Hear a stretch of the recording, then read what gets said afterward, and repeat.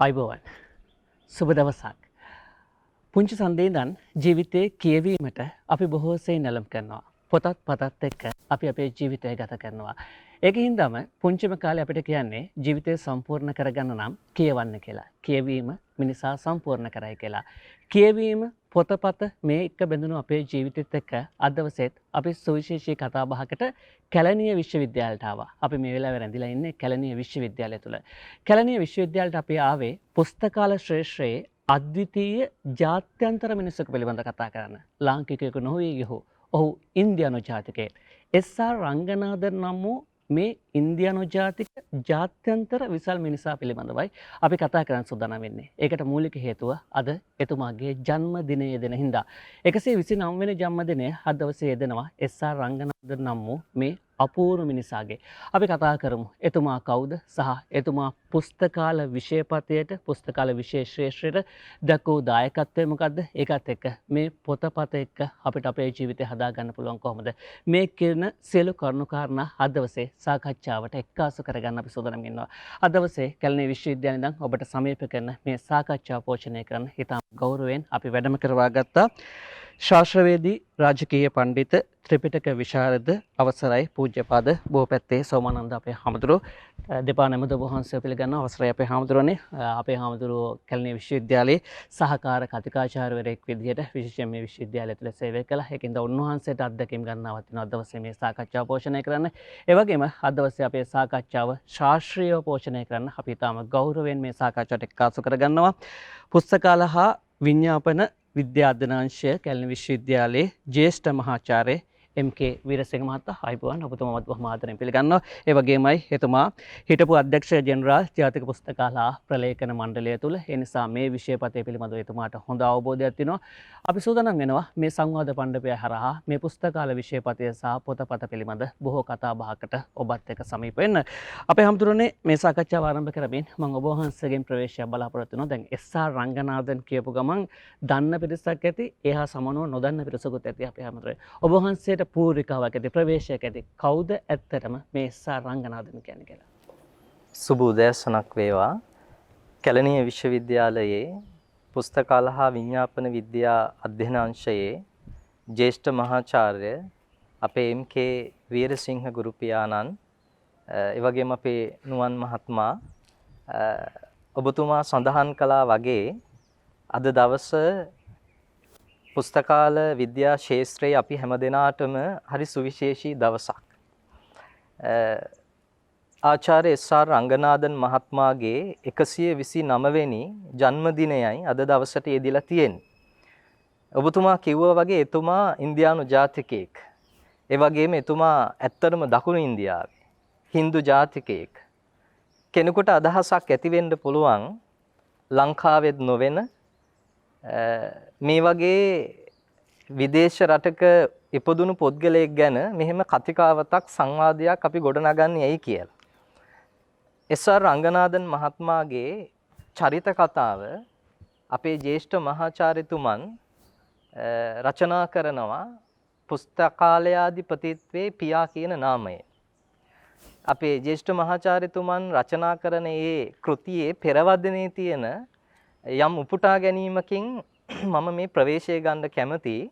එතකොට නුවන් මහත්මයා අපිට අවබෝධයක් ලැබෙයි මේ එස්.ආර්. රංගනාදන් මහත්මයා ගැන ඇයි අපි කතා කළ යුත්තේ කියලා. අපේ ජ්‍යෙෂ්ඨ මහාචාර්යතුමන් උපුටා දක්වනවා රංගනාදන් මහත්මයාගේ ප්‍රකාශයක්. එතුමා කියනවා වරක මම පෙනී සිටින්නේ පුස්තකාල සේවය වෙනුවෙනි.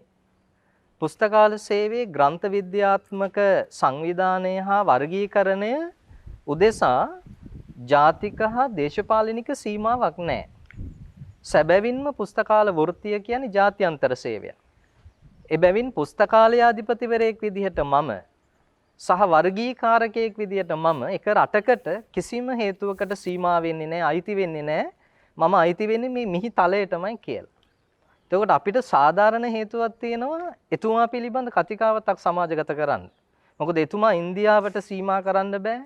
එතුමා හින්දු ජාතිකයෙක් කියලා සීමා කරන්න බෑ. එතුමා අර ඔබතුමා කිව්වාගේ පුස්තකාල ශාස්ත්‍රයේ මූලික කරගෙන මේ සමාජයට ලෝකයට සුවිසල් මෙහෙයක් කරපු ඉතාමත්ම වටින මිනිසෙක්. ඉතින් මම ධර්මයේ පැත්තට පොඩ්ඩක් ගලපගත්තොත් මේ කාරණය නුවන් මහත්මයා අපේ බුදු පියාණන් වහන්සේ සිහිපත් කරනවා කතඤ්ඤු කතවේදී පුද්ගලෝ දුර්ලභෝ ලෝකස්මි. මේ ලෝකේ කෘතගුණ දන්න මිනිස්සු හරි අඩුයි දුර්ලභයි. එතකොට අපේ ජ්‍යෙෂ්ඨ මහාචාර්යතුමන් පෙරටු කොටගෙන කැලණි විශ්වවිද්‍යාලයේ පුස්තකාල හා විඥාපන විද්‍යා අධ්‍යනාංශය අපි මේ එක්කම එකට එකතු කළා ජයමග රූපවාහිනී නාලිකාවත් එක්ක මේ කරන්නේ කෘතගුණ සැලකීමක්. එතුමා කරපු සමාජ මෙහෙවර එතුමාගෙන් වුණු සමාජ කාර්යභාරය පිළිබඳ මේ කෘතගුණ සැලකීමක් කරන්නේ. ඉතින් මේක අපේ බුදු පියාණන් වහන්සේත් අපිට හරි අපූර්වවට උගන්වලා තියෙනවනේ නුවන් මහත්මයා. බුදු පියාණන් වහන්සේ තමන්ගේ ශ්‍රාවකයන් වහන්සේලාට අගතනතුරු පිරිනමනවා. ඒ ශ්‍රාවකයන් වහන්සේලා අගයන්ද. සමහර අවස්ථාවල බුදුහාමුදුරුවන් වහන්සේට යම් අපහසුතා ඇති වෙලා ශ්‍රාවකයන් වහන්සේලා ධර්ම දේශනා කරපු අවස්ථාවලදී බුදු පියාණන් වහන්සේම සාදුනාද පවත්වලා ඒ ශ්‍රාවකයන්ගේ ඒ කාර්යභාරය අගයලා තියෙනවා. ඒ නිසා අපි පුරුදු විය යුතුම දෙයක් කෙනෙක්ගේ සේවාව කෙනෙක්ගේ චරිතයේ තියෙන වටිනා ගුණාංග අගයන්ද. මම හිතනවා වර්තමාන සමාජයේ නැතිම කාරණේ මේක. බොහෝ දෙනෙක් අපි කෙනෙක්ගේ අඩුපාඩුකම් කතා කරනවා. කෙනෙක්ගේ වැරදි කතා කරනවා. නමුත් කෙනෙක් සමාජය වෙනුවෙන්, රට වෙනුවෙන්, ජාතිය වෙනුවෙන්, ලෝකයේ වෙනුවෙන්, මුළු මහත් මිනිස් වර්ගයා වෙනුවෙන්ම කරන සේවය අගයන්නේ. ඒ ගැන කතා කරන ඉතාම අල්ප විදිහට. ඒ නිසා අපේ ජ්‍යෙෂ්ඨ මහාචාර්යතුමා මූලික කරගෙන අපි මේ කතිකාවත ඇති කරන්නේ සැබවින්ම සමාජයට රටකට විතරක් නෙමෙයි මුළු මහත් ලෝකයකටම මානව වර්ගයාටම සුවිසල් මෙහෙයක් කරපු විශිෂ්ටයෙක්ට කෘතගුණ සලකන්න. ඉතින් මම හිතනවා එස්.ආර්. රංගනාදන් මහත්මයා ආචාර්ය එස්.ආර්. රංගනාදන් මහත්මයා ගැන කතා කරන්ද අපේ ජ්‍යෙෂ්ඨ මහාචාර්යතුමා තරම් සුදුස්සෙක්, ගැළපෙන කෙනෙක්, වියතෙක්, ප්‍රාමාණික උගතෙක් ලංකාවේ නැහැ.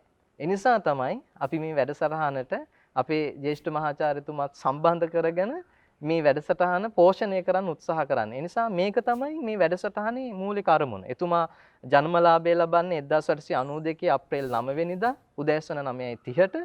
එතකොට එතුමා අවුරුදු 80ක කාලයක් මේ ශාස්ත්‍රයේ වෙනුවෙන් මහ සුවිසල් මෙහෙයක් කරනවා. ඉතින් අපිට වැඩසටහන ඇතුලේ එතුමා කරපු සේවය, එතුමාගෙන් සමාජයට වෙච්ච සේවය, එතුමාගෙන් අපිට ඉගෙන ගන්න තියෙන පාඩම් මොනවද? සහ අපේ මේ පුස්තකාල විඥාපන ශාස්ත්‍රය කියන්නේ මොකක්ද? මේකේ පිළිබඳ ඇයි අපි කතාවතක් ගොඩනගන්නේ ඕනි කියන කාරණා අපිට මේ වැඩසටහන ඇතුලේ කතා කරන්න පුළුවන් වෙයි.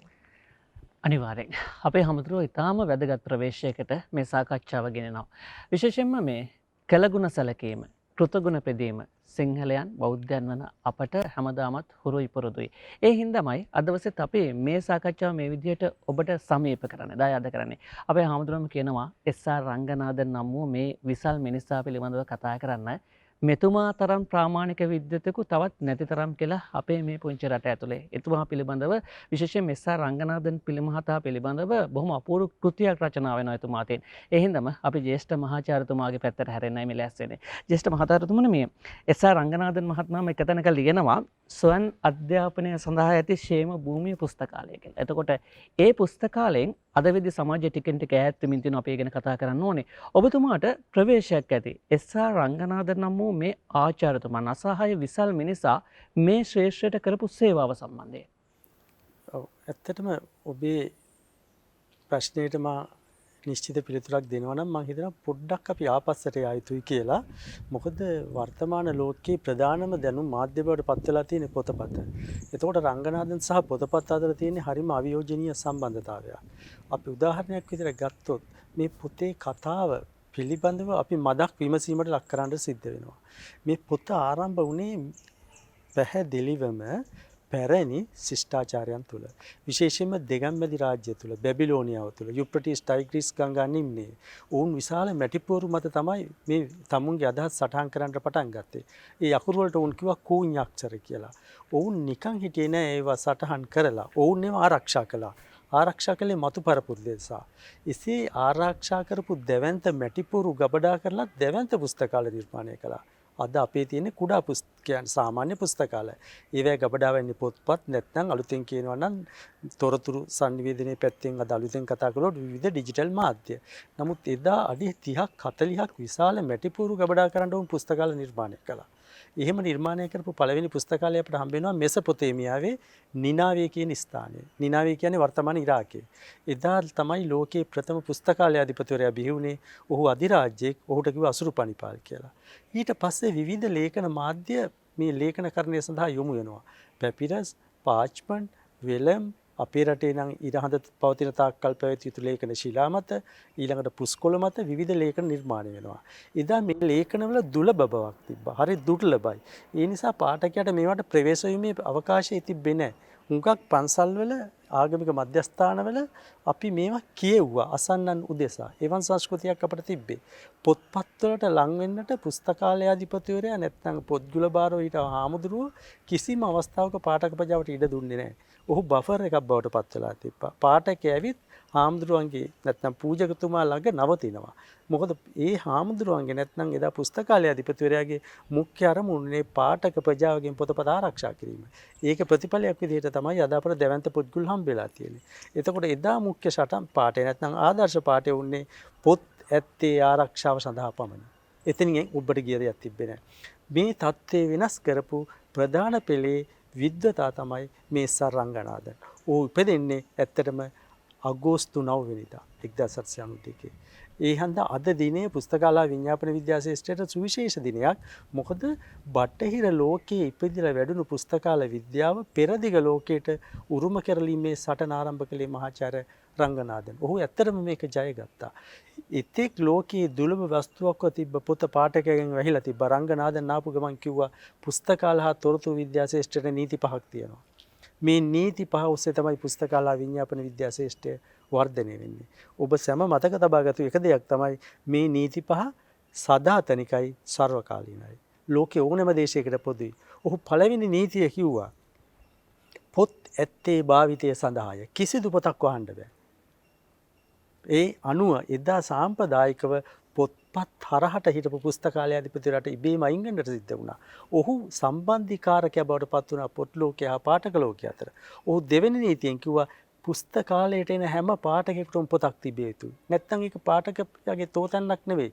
මොකද පාඨකයාගේ හදවත ඇසෙන රිද්මය හඳුනා ගන්න පුස්තකාලය සමත් විය යුතුයි. ඒ අනුව හැම පුස්තකාලයක්ම ප්‍රජාතාන්ත්‍රික ආයතනයක්. ජාතියාගම් කුල කිසිදු ගෝත්‍රයක් නැහැ. මේක අපේ ප්‍රජාතාන්ත්‍රික ජනතාව විසින් පාලනය කරනු ලබන ආයතනයක්. ඕගේ තුන්වෙනි නීතිය විදිහට ඔහු කිව්වා පැහැදිලිවම සෑම පොතකටම පාඨයක් තිබිය යුතුයි. එයින් අදහස් කළේ අද වුණත් පුස්තකාලවල කිසිදු පොතක් තියෙන්න බෑ පාඨක පරිහරණයෙන් තොර. ඔබ දන්නවා සීමිත සම්පත් තුලින් අසීමිත පාඨක අවශ්‍යතා ඉටු කරගෙන යාමේදී පුස්තකාලත් දැඩි මුල්ලෙමේ අර්බුදයකට මුහුණ දීලා තිනවා. ඉතින් එවන් අර්බුදයක් හමුවේ පුස්තකාල තුල පාඨකයා කිසිදා බලන්නේ නැති පොතක් ගබඩා වෙලා තියෙනවා නම් ඒක ගැටලුවක්. ඒ නිසා රංගනාදන් කිව්වා පුස්තකාලය තුල තියෙන හැම පොතකටම පාඨකයෙක් ඉන්න ඕනේ. හතර නීතිය කිව්වා හැම දෙයක්ම කරන්න ඕනේ පාඨකයාගේ කාලය ඉතුරු කරන්න. save the time of the reader. ඒ නිසා පාඨකයාට පෝලිං වල ඉන්නට බෑ. පාඨකයා ආපු ශරණෙන් තොරතුරු ලබා ගැනීම හැකියාව තියෙනවා නේ. මොකද ඔහු කාර්යබහුල පුද්ගලෙක්, හරි සංකීර්ණ පුද්ගලෙක්. අවසාන විදිහට ඔහු කිව්වා පුස්තකාලය කියන වැඩෙන ආයතනයක්. මේක වැඩෙන ආකාර තුනකින් පාඨකයෝ වැඩෙනවා, පොත්පත් වැඩෙනවා, පුස්තකාල කාර්ය මණ්ඩලය වැඩෙනවා. ඒ අනුව අද මේ පිල් නැත්තම් මේ ටැම් පහ මත තමයි මේ ජාත්‍යන්තර පුස්තකාල ශාස්ත්‍රය රැඳිලා තියෙන්නේ. මේ ටැම් පහ හඳුන්ලා දුන්නේ වැඩි ඈතක රටක නෙවෙයි, අපේ අසල්වැසි ඉන්දියාවේ අපිට බොහොම සමීප තමිල්නාඩුවේ කුඩා ගම්මානයක ඉතා දිලිඳුව උපන් පුස්තකාලයාධිපතිවරයෙක් තමයි අන්තිමේදී මුළු ලෝකෙම පුස්තකාල ශාස්ත්‍රය තමුන් යටතට ගත්තේ. පෙර අපරදිග පුස්තකාල විශේෂේත්‍රයේ එක්තැන් කරපු සහ මේ පෙර අපරදිග පුස්තකාල ශ්‍රේෂ්ඨයට නව මානයක් හඳුන්වා දුන්නු අපට අසල්වාසී රටේ එස්.ආර්. රංගනාදන් නම් වූ විශාල මිනිසා පිළිබඳව අපි කතා කරන්නේ. අපේ ජ්‍යෙෂ්ඨ මහාචාර්යතුමාගේ පැහැදිලි කිරීමෙන් මේ පෙර පුස්තකාලාධිපතිවරු පොත්පත් ආරක්ෂා කරගත්තා. දැන් අර පොත්පත් වලට සමීපෙන තිබ්බ අවස්ථාව නැති කියලා. නමුත් එස්.ආර්. රංගනාදන් විසින් එය වෙනස් කරනවා. මේ පංච විද න්‍යායද මහාචාර්යතුමනි? පංච නීති පහක් හඳුන්වා දීම සිද්ධ වෙනවා. ඒකත් එක්ක මේ දැන් මේ පුස්තකාල ශාස්ත්‍රය වෙනස් වෙලා තියෙනවා. ඒකත් එක්ක එතුමාගේ මේ කරපු වෙනසත් එක්ක මේ විශේෂ ශාස්ත්‍රයේ වෙච්ච වෙනස් වීම මොනවාද ජ්‍යෙෂ්ඨ මහාචාර්යතුමනි? ප්‍රධානම දේ තමයි අද වුණත් මිනිස්සුන්ට අදහස් ගෙන යන ප්‍රධාන දේ බවට පත් වෙලා තියෙන්නේ පොත. ඒක අමතක කරන්න එපා. මොන ඩිජිටල් මාධ්‍යවත් පොත්පත් තමයි ලෝකේ වැදගත් වෙලා. මම එක එක්සැම්පල් එක උදාහරණයක් කියන්න. ලෝකේ ලොකුම පුස්තකාලය ඇමරිකා එක්සත් ජනපදයේ තියෙනවා. ඒකට කියනවා ලයිබ්‍රරි ඔෆ් කොංග්‍රස්. මේකේ පොත් ප්‍රමාණය තොරතුරු ඒකක ප්‍රමාණය මිලියන් 171යි. පොත් රාක්කවල දිග ප්‍රමාණය ගත්තොත් සැතපුම් 868ක් පොත් රාක්ක ටික දිගයි. එතකොට එච්චර දියුණු තාක්ෂණයක් තියෙන ඇමරිකාවේ කොංග්‍රස් පුස්තකාලයට දවසට පොත් 22000ක් කියනවා. මුද්‍රිත පොත් 22000ක් කියනවා. ඒකෙන් 12000ක් වුන් හැමදාම පුස්තකාලයට එකතු කරනවා. එතකොට මම දැන් මෙතන අදහස් කරන්නේ රංගනාදෙන් අදහස් කළේ මේ පොත් තියෙන්නේ පාඨක ඇතුළට යන්න. මොකද ලෝකේ කිසිම රටක් සංවර්ධනය කරන්න බෑ මිනිස්සුන්ගේ සාක්ෂරතාවයක් නැතුව. මිනිස්සු දැනුවත් කරන්න මිනිස්සුන්ගේ දැනුවත් භාවයක් නැතුව. දැන් හොඳම උදාහරණයක් ගන්න මේ කොවිඩ් වසංගතය පාලනය කරන්න අපිට තියෙන ප්‍රධාන පෙළේ ගැටලුවක් තමයි මොකද්ද? මිනිස්සුන්ගේ නොදැනුවත්කම. ඒ නිසා මිනිස්සුන්ට නව අදහස් දීමේ හැකියාව අවශ්‍යයි. ඒ නිසායි රංගනාදන් විප්ලවයක් කළේ පොතපත ජනතාවගේ කල්යාණ මිත්‍රයෙක්. ඒ නිසා මේ පොත්පත් වලට ජනතාවට ප්‍රවේශ වීමේ අවකාශය හැම පැත්තෙම ලබන්න ඕනේ. ඔබ සමහර පුස්තකාල වලට ගියාම තොරතුරු මධ්‍යස්ථාන වලට ගියාම දැක්කේ කවදාවත් අරපු නැති රාක්කති අල්මාරි තියෙනවා. පුස්තකාලය අධිපතිවරයා බොහොම සන්තෝෂ වෙන්නේ තමුන්ගේ පොත් ටික ආරක්ෂා වෙලා තිබ්බොත්. ඒක හරියට අපේ සමහර ගෙවල් වල තියෙනවා කවදාවත් ඉඳගන්න නැති පුටු සෙට් එකක්. කවදාවත් තේබොන්නේ නැති පිගන් කෝප්ප. ඒ ගෙදර අය සන්තෝෂ වෙන්නේ ඒව දිහා බලලා. හැබැයි පුස්තකාලවල සන්තෝෂ විය යුත්තේ ඒවා ඩැමේජ් වෙලා තියෙනවා, පිටු කැඩිලා ගිහින් තියෙනවා නම්, ගැලවිලා ගිහින් තියෙනවා නම් සන්තෝෂ විය යුතුයි. ඒකට හේතුව ඒක පොදු ජනතාව අතරට අදහස් ගිහින් තියෙනවා. රංගනාදෙන් හැම වෙලේම අදහස් කළේ මේ concept එක. පුස්තකාලයක් නැති වුණොතින් පුස්තකාලයක් නැති තැන ඔබට අතීතයක් නැති වෙනවා. පුස්තකාලයක් නැති තැන ඔබට අනාගතයක් නැති වෙනවා. මේ විදිහට පුස්තකාල විෂයපතය පිළිබඳව අපි හඳුනා ගන්නවා. අපේ ජ්‍යෙෂ්ඨ මහාචාර්යතුමන් බොහොම අපූර්වවට පැහැදිලි කරනවා පොතපත නැති සමාජයක අපි කොහොමද ඉස්සරහට ගමන් කරන්න කියලා. අපේ හැමදෙරෝනේ මේ ඒකත් එක්ක කියවීම කියන්නේ අපේ ජීවිතය සම්පූර්ණ කරන කාරණේ කියලා අපි හැමදාමත් අහලා තිනවා. ඒකත් එක්ක මේ කියවීම අද වෙද්දි සමාජගත වෙලාද මේ කියවීම කියන කාරණේ මේ දැන් එස්.ආර්. රංගනාදන් නම් වූ මේ සුවිශාල මිනිසා මේ විශාල මිනිසා එක්ක මේ ගොඩනැගුණු විෂයපතයත් එක්ක අද වෙද්දි මේ කියවීම කියන කාරණේට අත් වෙලා තියෙන නම ඔබ වහන්සේ දකින්න කොහොමද? ඔවුනුවන් මත් මේක ඉතාම වැදගත් ප්‍රශ්නයක් සහ මම හිතනවා වඩා කාලෝචිත ප්‍රශ්නයක් ඒක කියලා. මොකද දැන් සැප්තැම්බර් මාසයේ සාහිත්‍ය මාසය, ඔක්තෝබර් මාසයේ කියවීම මාසය ඒ මාස දෙක වෙනුවෙන්ම ප්‍රවේශයක් විදිහට අපි මේ වැඩසටහන කරනවා කිව්වොත් වඩා නිවැරදි. කියවීම කියන එක අර ඔබ ප්‍රවේශයේ කියවනේ මිනිසා සම්පූර්ණ කරන්නේ කියවීම තුලින් කියලා සැබෑවටම. දැන් කියවීමේ වැදගත්කම පේන හොඳම උදාහරණයක් තමයි අපි අද කතා කරන මේ මාතෘකාවේ කතානායකයා එස්.ආර්. රංගනාදන් මහත්මයා. මොකද එතුමා දැන් අපේ ජ්‍යෙෂ්ඨ මහාචාර්යතුමා පැහැදිලි කළා ඊටාම හොඳ කාරණා එක්ක එතුමා මේ කොයිතරම් පුස්තකාල ශාස්ත්‍රයට කරපු කාර්යභාරය විශේෂයෙන්ම අර එතුමා ඉදිරිපත් කරපු මේ පංච නීතිය තුල තමයි පුස්තකාල විද්‍යා ශාස්ත්‍රයට විද්‍යාත්මක පදනමක් ලැබෙන්නේ. එතකොට එතුමාට ඒ විදිහේ දර්ශනයක් ආවේ කොහෙන්ද? එතුමාට ඒ විදිහේ පරිකල්පන හැකියාවක් ආවේ කොහෙන්ද? ඒ හැම දෙයක්ම එතුමා ගත්තේ කියවීම තුලින්. ඒ නිසා කියවීමෙන් ලෝකේ ජයගත්ත මිනිස්සු අතරේ එස්.ආර්. රංගනාදන් මහත්මයා කියන්නේ පතාක යෝධයෙක්. ඒ වගේම දැන් ඉන්දියාවට නොයා අපි ලංකාවෙන් නතර වුණොත් නුවන් මහත්මයා මාර්ටින් වික්‍රමසිංහ මොන විශ්වවිද්‍යාලයේද මාර්ටින් වික්‍රමසිංහ සූරීන් මොන විශ්වවිද්‍යාලයේද කියලා ඉගෙන ගත්තේ. නමුත් එතුමාගේ පොත් විශ්වවිද්‍යාල පාඨමාලාවල පවා නිර්දිෂ්ට පොත් විදියට අද අපි කතා කරනවා. ඊළඟට දැන් විශේෂයෙන්ම අපේ කැලණිය විශ්වවිද්‍යාලයට තාම සමීප සම්බන්ධතාවයක් තියෙන අපේ යක්කඩුවේ පඤ්ඤාරාම නායක හඳුරු. උන්වහන්සේ තමයි අපේ කැලණිය විශ්වවිද්‍යාලයේ ප්‍රථම පුස්තකාලය අධිපතිවරයන් වහන්සේ විදියට වැඩ කරන්නේ. ඉතින් ඔබ දන්නවද උන්වහන්සේ 18 වතාවක් ප්‍රාචීන ප්‍රාරම්භ විභාග ලියනවා. දැන් ස්වාමින් වහන්සේලාට තියෙනවා ප්‍රාචීන අවසාන උපාධිය අපි කියනවා රාජකීය පඬිතු උපාධිය කියලා. ඒතකොට ප්‍රාචීන ප්‍රාරම්භය, ප්‍රාචීන මධ්‍යම, ප්‍රාචීන අවසානයේ පියවර 3ක් යටතේ කරන්නේ. ඒකේ පළවෙනිම විභාගේ ප්‍රාචීන ප්‍රාරම්භය. අවුරුදු 18ක් ලියනවා. ඒ ඇයි? හැම අවුරුද්දෙම උන්වහන්සේ විභාගෙට ගියාම ප්‍රශ්න පත්‍රයේ අඩුපාඩුකම්. එක්ක අක්ෂර වින්‍යාසය වැරදි, එක්ක ප්‍රශ්නේ වැරදි. උන්වහන්සේ හැමදාම කරන්නේ වැරදිලා තිබුණු ප්‍රශ්න පත්‍රය නිවැරදි කරලා එන එක. 18 වෙනි අවුරුද්දේ තමයි විභාගෙ ලියලා පාස් වෙන්නේ. ඒකට උන්වහන්සේ කිසිම විශ්වවිද්‍යාලයක උපාධියක් ගත්ත ස්වාමීන් වහන්සේ නමක් නෙමෙයි. ඉතින් උන්වහන්සේගේ ජීවිතය හරි ලස්සන සිද්ධියක් තියෙනවා. උන්වහන්සේට උපාධියක් නැති හින්දා ලංකා විශ්වවිද්‍යාලය, පේරාදෙණිය විශ්වවිද්‍යාලයෙන් උන්වහන්සේට ආචාර්ය උපාධියක් ලබා දෙන්න ආරාධනා කරනවා. ඉතින් උන්වහන්සේ තොරතුරු විමසලා බලනවා කවුද උත්සව සභාවට එන්නේ උත්සව සභාවේ මොකද කරන්නේ කියලා ඔක්කොම තොරතුරු විමසලා බලලා අවසානයේ උන්වහන්සේ ආනවා මට පුළුවන් ද උත්සව සභාවේ විටක් වළඳන්න. විටක් කන්න පුළුවන්ද කියලා අහනවා. එතකොට උත්සව සභාවට සංවිධානය කරපු අය කියනවා ස්වාමීන් වහන්සේ විටක් නම් කන්න දෙන්න බෑ. මට විටක් කන්න බෑ නම් මට ඔය ආචාර්ය උපාධියෙන් ඇති වැඩක් නැහැ. එතකොට ඇයි උන්වහන්සේ එහෙම මේ විශ්වවිද්‍යාලයකින් දෙන ආචාර්ය උපාධියක් උන්වහන්සේට ඒ තරම් වැදගත් නැහැ. මොකද උන්වහන්සේට ලොකු පරිකල්පන හැකියාවක් තිබුණා. උන්වහන්සේට හොඳ දැක්මක් තිබුණා. ඒ දැක්ම, ඒ පරිකල්පන හැකියාව, ඒ ලේඛන සම්ප්‍රදාය ගත්තේ කියවීම තුළින්. දැන් මේ ළඟදී එනුවන් මහත්මයා මම දැක්කා එක්තරා පුවත්පතක ලිපියක් තියෙනවා. බටහිර ලේඛකයෙක් කියලා තියෙනවා ලංකාවේ කරන්න පුළුවන් නම් රිසර්ච් එකක්. හොඳම රිසර්ච් එක වෙන්නේ යක්කඩුවේ නායක හඳුරන්ගේ ලේඛන සම්ප්‍රදාය ගැන කරන රිසර්ච් එක කියලා. ඒතර උන්වහන්සේට මේ ලේඛන සම්ප්‍රදාය ආවේ කොහෙන්ද? මාතී වික්‍රමසූරින්ට මේ ලේඛන හැකියාව ආවේ කොහොමද කියවලා. ඒතර කියවීම කොයිතරම් වැදගත්ද කියන කාරණේට මීට වැඩි උදාහරණ ඕනේද? එතකොට කියවීම මේ තරම් අපි සමාජගත කරන්න ඕනී කියන මේ කතිකාවත හදන්නේ නුවන් මහත්මයා මෙන්න මේ සාධකය නිසායි කියලායි මට හිතෙන්නේ.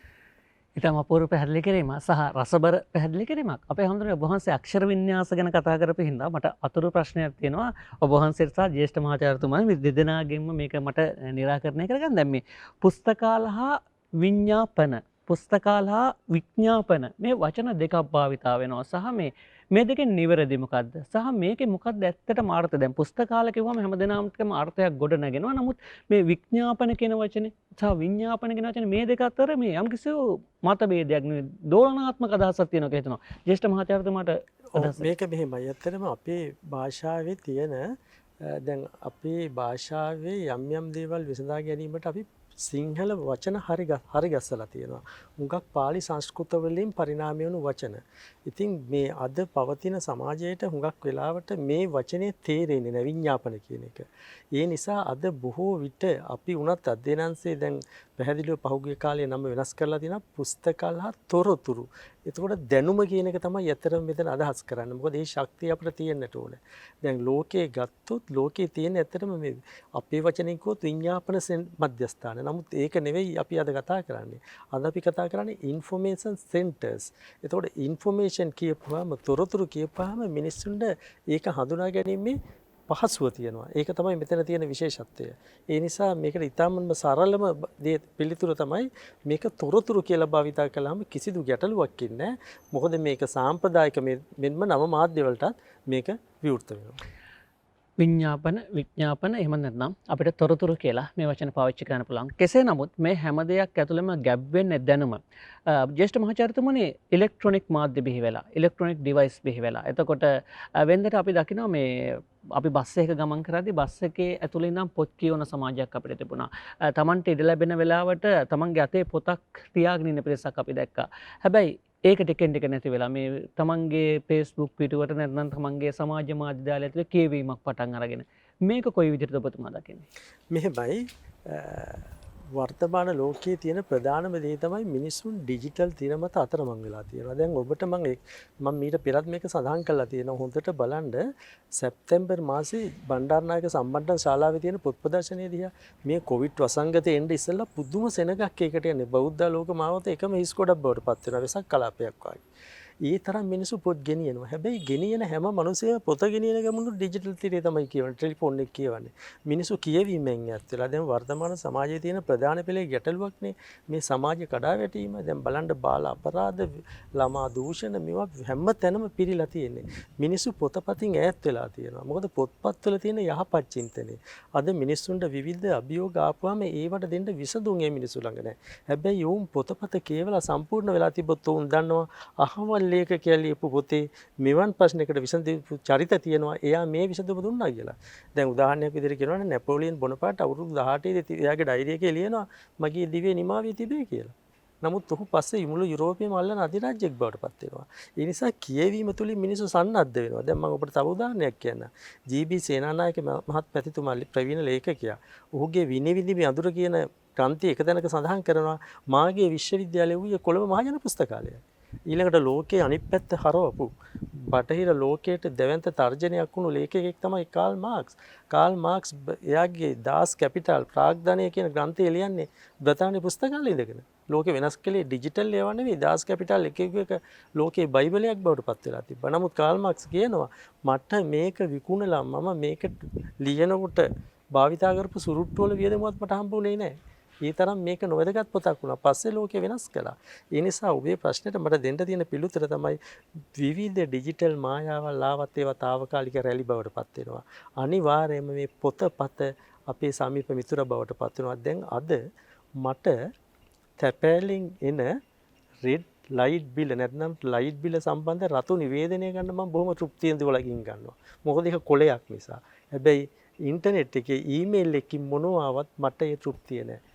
ඔබ සැමම දන්න දෙයක් නේ අපේ ඉන්බොක්ස් නැත්නම් අන්තර්ජාලයේ විද්‍යුත් තැපෑල පිරීලා තියෙන්නේ. කිසිදු තෘප්තියක් නැහැ. හැබැයි මුද්දරයක් ගහපු ලියුම් කවරයක් ආපුවම බොහොම ආශාවෙන් කියවලා බලනවා. ඒ කියන්නේ ඒ තෘප්තිය මට නෙවෙයි බටහිර ලෝකෙටත් එහෙමම තියෙනවා. ජීවිත ඇතුලේ අපේ මේ කාරණා සම්පූර්ණ කරගන්නට ජීවිතේ විවිධ අංශ සම්පූර්ණ කරගන්නට මේ කියවීම පොත පත මේ දේ ඇසුරු කිරීමත් එක්ක කොතරම්නම් වටිනාකම් එකතු කරගන්න පුළුවන්ද කියන කාරණේ මේ සාකච්ඡාවත් එක්ක ඔබට පැහැදිලි වෙනවා කියලා මම විශ්වාස කරනවා. ඒකත් එක්ක අපේ හැමදෙරෝනේ මේ එස්.ආර්. රංගනාදන් නම් වූ මේ සුවිශේෂී මිනිසා පිළිබඳව අපි කතා කරමින්දී එතුමාගේ ජීවිතයේ සුවිශේෂී සම්දිස්ථාන ගණනාවක් තියෙනවා. ඒ සම්දිස්ථානත් එක්ක එතුමා ගැන අපි නිරන්තරයෙන් කතා කරනවා වගේම ජාත්‍යන්තර වශයෙන් නැගීමකට ලක් විය යුතුයි අපි විශ්වාස කරනවා. ඒ නිසා ඔබ වහන්සේට ඇති පැහැදිලි කිරීමක් අපි එතුමා පිළිබඳව අපේ අනාගත පරම්පරාවට දායාද කරන්න ඕනේ මොනවාද? සහ අනාගත පරම්පරාව එතුමා පිළිබඳව කියවිය යුතුයි නේද අපේ හැමදෙරෝනේ? වුණුවන් මහත්මයා මේ විශේෂයෙන්ම මතක් කරන්න ඕනේ ආචාර්ය එස්.ආර්. රංගනාදන් මහත්මයා කියලා කියන්නේ පුස්තකාල විද්‍යා ශාස්ත්‍රයේම පූර්වාදර්ශයක්. අපි හැම වෙලේම අපේ ජීවිතේ ඉස්සරහට යන්න පූර්වාදර්ශ අවශ්‍යයි අපිට. දැන් දෙමාපියෝ තමයි දරුවන්ගේ පූර්වාදර්ශ. මේකට හොඳ සිද්ධියක් තියෙනවා. අපේ ජ්‍යෙෂ්ඨ මහාචාර්යතුමත් ළඟින් ඉන්න ඉඳ ඒක හරිම රසවත් වේවි සහ ඒක හරිම ආදර්ශ සම්පන්න වේවි. එස්.ආර්. රංගනාදන් මහත්මයා බෙනාරසි විශ්වවිද්‍යාලයේ පුස්තකාලයාධිපතිවරයා විදිහට වැඩ කටයුතු කරනවා. එතුමා තාම කැපවීමෙන් එතන වැඩ කරනවා. කොච්චර කැපවීමෙන් වැඩ කරනවද කිව්වොත් එතුමා වැඩ කරන නිසාම කාර්ය මණ්ඩලයේ විරෝධතා එතුමාට එනවා. එතකොට එතුමා මේ විරෝධතාවත් මැඩ පවත්වාගෙන එතන තමන්ගේ සේවය කරනවා. නමුත් ඒක කොයිතරම් මේ බරපතල වෙනවද කිව්වොත් විශ්වවිද්‍යාලයෙන් එතුමාට ඉවත් වෙන්න සිද්ධ වෙනවා. ඊට පස්සේ එතුමාගේ ශිෂ්‍යෙක් ඒ විශ්වවිද්‍යාලයේම පුස්තකාලයාධිපතිවරයා විදිහට පත් වෙනවා. පත් වුණාට පස්සේ ශිෂ්‍යයා මොකද කරන්නේ? එස්.ආර්. රංගනාදන් මහත්මාව අරගෙන එනවා මේ පුස්තකාලයට. අරන් ඇවිල්ලා උත්සවයක් තියලා එතුමාට යම්කිසි ඇගයීමක් කරනවා. එතකොට අර එතුමා සේවය කරන කාලේ එතුමා වෙනුවෙන් විරෝධතා පාපු ඒ පිරිසගේ ප්‍රධානිය ඇවිල්ලා ආචාර්ය එස්.ආර්. රංගනාදන් මහත්මයාගෙන් සමාව ගන්නවා මේ වෙච්ච වැරද්දට. ඒ සිද්ධිය දැන් අපේ ජ්‍යෙෂ්ඨ මහාචාර්යතුමන්ලා කියලා කියන්නේ නුවන් මහත්මයා රංගනාදන් මහත්මයාලගේ ජීවිතය දිහා බලාගෙන එතුමාලගේ චරිතය දිහා බලාගෙන පෝෂණය වෙච්ච අපේ රටේ සම්පත්. මේ අපේ ජ්‍යෙෂ්ඨ මහාචාර්යතුමා අපිට උගන්වනකොට එතුමා අපිට කියලා තියෙනවා අර ඔබතුමා සඳහන් කළා වගේම කලක ජ්‍යෙෂ්ඨ මහාචාර්යතුමා ජාතික පුස්තකාල ජාතික හා ප්‍රලේඛන සේවා මධ්‍යස්ථානයේ අධ්‍යක්ෂ ජෙනරාල්වරයා විදිහට පත් වෙනවා. අපේ ජ්‍යෙෂ්ඨ මහාචාර්යතුමාත් සුවිශාල කාර්යභාරයක් කරනවා ජාතික පුස්තකාලයේ වෙනුවෙන්. ජාතික පුස්තකාලයේ පුස්තක අධ්‍යක්ෂ ජෙනරාල්වරයෙක් විදිහට වැඩ කරලා තියෙනවා අපේ ජ්‍යෙෂ්ඨ මහාචාර්යතුමන්ලටත් උගන්වලා තියෙන ගුරුවරයෙක් විදිහට එන්න අමරසිංහ මහත්මයා. එන්න අමරසිංහ මහත්මයාටත් වෙන්නේ රංගනාදන් මහත්මයාට වෙච්ච සන්තෑසියමයි. ජාතික පුස්තකාලේ වැඩ කර ඉද්දී එතුමාටත් යම් යම් ගැටලු ඇති වෙලා පුස්තකාලයෙන් ඉවත් වෙන්න සිද්ධ වෙනවා. අපේ ජ්‍යෙෂ්ඨ මහාචාර්යතුමා අධ්‍යක්ෂ ජෙනරාල්වරයා බවට පත්වෙච්ච ගමන් මොකද කරන්නේ? එන්න අමරසිංහ මහත්මයා ගේනවා පුස්තකාලයට. පුස්තකාලයට ගෙනහල්ලා උත්සවයක් සංවිධානය කළා එතුමා අගයනවා. දැන් බලන්න මේ සිද්ධි දෙක ගැලපෙන විදිහ. එස්.ආර්. රංගනාදන් මහත්මයාගේ ගෝලයා එස්.ආර්. රංගනාදන් මහත්මයාට සලකනකොට ජ්‍යෙෂ්ඨ මහාචාර්යතුමා තමන්ගේ ගුරුවරයා ආයි ජාතික පුස්තකාලයට ගෙන්නලා ඒ අවශ්‍ය සත්කාර සම්මාන කිරීම ඇගීම සිද්ධ කරනවා. මේව නේද පූර්වාදර්ශ. දැන් අපි ජ්‍යෙෂ්ඨ මහාචාර්යතුමන්ලා රංගනාදන් මහත්මයාලගේ චරිත කියවලා ඒ චරිතය අධ්‍යයනය කළා තමන් පෝෂණය වුණා. එතකොට අපි මේ කරන්නේ මේ එතුමාගේ චරිතයේ තියෙන කතා කළ යුතු දේවල් අප්‍රමාණයි. ඒක පැයක වැඩසටහනකින් කරන්න පුළුවන් දෙයක් කියලා හිතන්නේ. නමුත් මේ එතුමා පූර්වාදර්ශයක් විදිහට පාවිච්චි කරන්න කියන එකයි අපි කරන්නේ. එතුමාගේ චරිතයෙන් ගන්න පුළුවන් කාරණා එමට අයිරුවන් මහත්මයා මෙනුවන් මහත්මයා දැන් මේ අපේ ජ්‍යෙෂ්ඨ මහාචාර්යතුමාන් රචනා කළ තියෙන පොත ගත්තාම මේ පොත කියවනකොට එකක් හරිම රසවත් ඊළඟට ඒ චරිතේ ගන්න පුළුවන් කාරණා අප්‍රමාණයි මම කීපයක් මේ වෙලාවේ ඉස්මතු කරන්නම් අපේ ජ්‍යෙෂ්ඨ මහාචාර්යතුමාත් ඒකට අත්පලක් සපයයි එතුමාගේ චරිතය ගන්න පුළුවන් වැදගත් කාරණයක් තමයි අදිෂ්ඨානශීලී බව සහ නොපසුබට වීර්යය. දැන් එතුමා ඉපදිලා අවුරුදු 6ක් යනකොට පියා නැති වෙනවා. ඒකට අම්මා විතරයි ඉන්නේ. පුදුමාකාර කම්කටොළු ගොඩක් මැද එතුමා ඉගෙන ගන්න. ඊට පස්සේ එතුමා SM හින්දු උසස් පාසලට ඇතුළත් වෙනවා ගණිතය පිළිබඳ අධ්‍යාපනය ලබන්න. ඒ වෙලාවේ ඊටාම දරුණු රෝගයකට මෙතුමා ගොදුරු වෙනවා. කොච්චර අපහසුතාවයට පත් වෙනවද කිව්වොත් ඇඳෙන් නැගිට ගන්න බෑ, ලියන්න බෑ, කියන්න බෑ. ඉතින් එහෙම තත්වයක් තුල එතුමා කල්පනා කරනවා මේ තරුණ රංගනාදන් මම කොහොම හරි මේ විභාගෙ ලියනවා. කොහොම හරි මේ විභාගෙ ලියනවා. එතුමා මොකක්ද ඒකට කරන විකල්පේ? එතුමාගේ යාළුවෝ ඇඳගාවට ගෙන්නගෙන යාළුවන්ට කියනවා මේ තමන් ඉගෙනගත්ත පාඩම් ටික කියන්න කියලා. ඒ කියන එක අහන් ඉඳලා ඒ කරුණු ධාරණය කරගෙන රංගනාදන් මහත්මයා. දැන් අපේ ජ්‍යෙෂ්ඨ මහාචාර්යතුමා මේවට සාක්ෂි දරනවා. දැන් අද විශ්වවිද්‍යාලේ ගත්තාම අපේ තරුණ දරුවෝ විභාගයක් ලං වෙලා අසනීපයක් හැදිච්ච ගම මෙඩිකල් එකක් දාලා විභාග ලියන්නේ. ඉතින් රංගනාදන් මහත්මයාටත් තිබුණා නේද මෙඩිකල් එකක් දාලා විභාගෙ නොලියා ඉන්නේ. නමුත් එතුමා අදිෂ්ඨානයක් ගත්තා නෑ මම මේ විභාගයේ සමත් වෙන්න ඕනේ. මම මේ අභියෝගය ජය ගන්න ඕනේ. එහෙම අභියෝගය ජය ගන්න ඕනේ කියලා හිතලා එදා අර තමන්ගේ හිතවතාගේ යාළුවාගේ මේ උදව්වෙන් කියන දේ අහන් ඉඳලා ඒව ආධාරණය කරලා මහන්සි වෙච්ච රංගනාදන් මහත්මයා ප්‍රථම සාමාර්ථයක් එක්ක විභාගයේ පාස් වෙනවා. ඒතර එදා ඒ කැපවීමෙන් අදිෂ්ඨානෙන් වැඩ නොකළා නම් අද අපිට රංගනාදන් කියලා චරිතයක් ගැන කතා කරන්න පුළුවන්. කතා කරන්න බෑ. එතකොට එතුමා ප්‍රථම උපාධිය දක්වාම ඒ අභියෝගي ජය ගන්නවා. එතකොට දැන් වර්තමානයේ අපේ විශේෂයෙන්ම විශ්වවිද්‍යාල විද්‍යාර්ථීන්ට ඒක කොයිතරම් හොඳ ආදර්ශයක්ද? විශ්වවිද්‍යාල ශිෂ්‍යයන්ට විතරක්ම නෙමෙයි. දැන් පාසල් වල ඉගෙන ගන්න දරුවන්ට උනත් තමන්ගේ ධෛර්යයෙන් නොපසුබට වීරයෙන් යුක්තව තමන්ගේ අධ්‍යාපන කටයුතු කරලා නිවැරදි දිශානතියකට ගමන් කරන්න ඕනි කියන ඒ දැක්ම තරුණ රංගනාදන්ට තිබුණා. ඊළඟට තවත් රංගනාදන් මහත්මයාගේ ජීවිතයේ තියෙන හරිම විශේෂම ලක්ෂණයක් ගුණයක් තමයි එතුමා පුදුම විදිහට සේවයට කැපවෙච්ච කෙනෙක්. මම හිතන්නේ මේ අපේ අවාසනාවකට දෝමන්ද ඒක අපිට වර්තමානයේ දකින්න හම්බෙන්නේ එහෙම මිනිස්සු.